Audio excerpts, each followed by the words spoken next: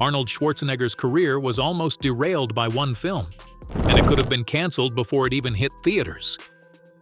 After a string of lukewarm hits, Arnold Schwarzenegger was endeavoring for a career revival. But the making of The Running Man was a nightmare that nearly killed the project entirely. And here's where it gets interesting. The 1980s were a wild ride for Arnold. He starred in 10 films during that decade. 6 were big box office hits, 1 was a total flop, and 3, well, they barely broke even. But calling them failures? That would be unfair. Those 3 films quickly found life on home video and TV, making money long after theaters had closed. One of those movies even paid Arnold just $2 million, which might sound like a lot today, but back then it was low for a star of his size. He took it to free himself from a multi-film contract, a gamble he had to make for creative control. The other 2 films, Arnold was pulling record-breaking fees, so studios expected blockbuster numbers. But things didn't go as planned, showing even a superstar isn't immune to Hollywood's chaos. What would you have done if your paycheck was huge but your movie tanked? Here is when things get really fascinating. Arnold Schwarzenegger had the ideal chance to get back into the spotlight with The Running Man, which was not quite a movie masterpiece. His career was at that point in dire need of a comeback, and this movie looked like the appropriate endeavor. It was derived from a Richard Bachman book, the hidden alias of none other than Stephen King. King wrote under a fake name, publishing many books that went on to be bestsellers. What's incredible is that the show's producers had no clue Bachman was indeed King. Once they had the facts, they quickly used King's name to promote the film, thereby establishing immediate legitimacy and attracting more notice to Arnold. Patrick Swayze was the first choice for the lead character, oddly. After Red Dawn, he was popular in Hollywood, yet he took too long to commit. Instead, he performed Dirty Dancing, a dance that altered both professions. Having suffered from Red Sonja and Raw Deal, Arnold really required a victory. Alongside Predator, The Running Man revived his career and reinstated him as an action hero. The pandemonium went beyond just casting. It spread behind the scenes. Although director George Cosmatos first envisioned a rendition set inside a vast mall culminating in a jungle escape, the $27 million price tag put an end to the plan. With other directors trailing him, he departed, transforming The Running Man into an off-stage roller coaster. At last, they decided on Andrew Davis, cruising the high of Code of Silence, a top hit by Chuck Norris. It looked like a safe selection on paper, but given all the delays and confusion, the project was already tiptoeing, and Davis was about to discover just how unsteady that rope actually was. And here's where things really start to spiral. Andrew Davis officially took the director's chair, but it didn't last long. After just 2 weeks of filming, he was fired. The complaints? He was moving incredibly slowly, obsessed with perfection, and making Arnold redo the same scenes over and over. Can you imagine filming an action scene 5, 6, or 7 times in a row? The numbers are shocking. Reportedly, $8 million was burnt through in those 2 weeks, barely covering a week's worth of usable footage.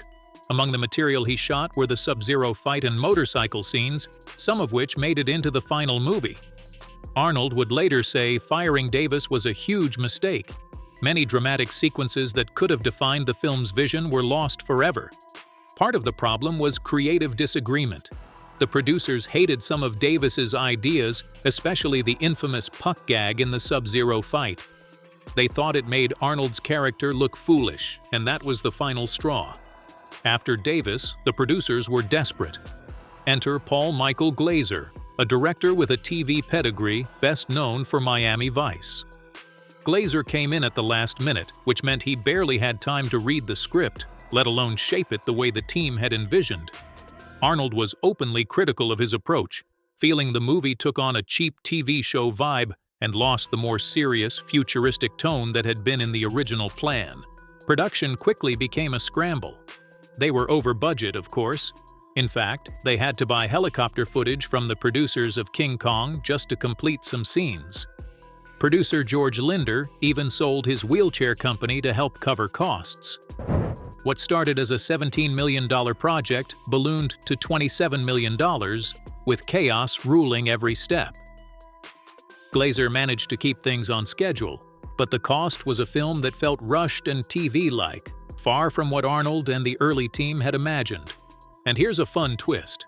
Richard Dawson, the Family Feud host, played the villain Damon Killian. People loved his performance, saying he wasn't really acting. He was just being himself, the same way he ran his game show. Arnold personally convinced Dawson to take the role, leaning on their real-life friendship. It ended up being Dawson's final acting role, a quirky, memorable capstone to his career. His natural charm added a lot to the film, and even amidst the chaos on set, his presence gave the Running Man a touch of personality that audiences still remember today.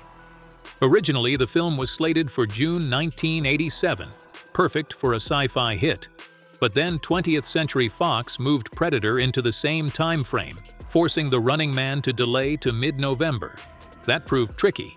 Late November audiences were hunting family-friendly fare, not R-rated dystopian action. Still, it opened strong, dethroning Fatal Attraction, which had ruled the box office for 8 weeks. But the floodgates opened quickly. Teen Wolf 2, a Cinderella re-release, Planes, Trains, and Automobiles, and Three Men and a Baby hit theaters soon after, eating into its earnings and making it tough for Arnold to maintain momentum. Now, here's where the numbers tell the story. The Running Man grossed $38 million domestically. Not bad at all, but here's the catch. The film was originally budgeted at $17 to $18 million. At that price, it would have been considered a solid hit. Instead, the final $27 million cost meant it barely broke even. Internationally, the film did okay, but exact earnings are murky since it was sold to local distributors. Being an independent production hurt too. It had no major studio marketing muscle behind it. In many ways, it mirrors Arnold's other 1980s underperformers like Raw Deal and Red Sonja. Strong action star presence, but outside factors kept box office numbers from matching expectations. The writer's perspective is also provided here. Stephen King was unhappy. He was especially unhappy with Arnold leading, as he had wanted Patrick Swayze and felt the movie departed greatly from his initial novel. His critique draws attention to just how many concessions had to be made from studio pressure to director replacements during production, therefore demonstrating that even a good tale can become twisted with the help of Hollywood. The professions of those engaged took some unusual turns after the dust cleared. Paul Michael Glazer nearly made a mark in feature films and went back to television projects. Though fired early, Andrew Davis recovered admirably to helm hits including A Perfect Murder, Under Siege, and The Fugitive. Rob Cohen moved on to greater endeavors, providing us with Dragonheart and permanently changing the definition of family with Fast and Furious. Arnold agreed the movie might have been better if Davis had stayed, but even with its imperfect creation, The Running Man still carved out a pop culture spot. For a movie, it was more than just a survival story. It was evidence of Arnold's fortitude in the roller coaster of 1980s Hollywood. The Running Man is celebrated much more nowadays than it was when it first opened. Audiences love it as a cult classic. Many of its once futuristic notions now appear rather realistic. Sure, it's thought to be less powerful than Arnold's blockbusters like Predator, Commando, or The Terminator, but weaker doesn't necessarily mean bad. It still has plenty of action, style, and that unmistakable 1980s charisma. The film's chaotic past also mirrors more general Hollywood reality. Independent financing, last-minute director changes, and hurried schedules might throw even the most promising efforts off course.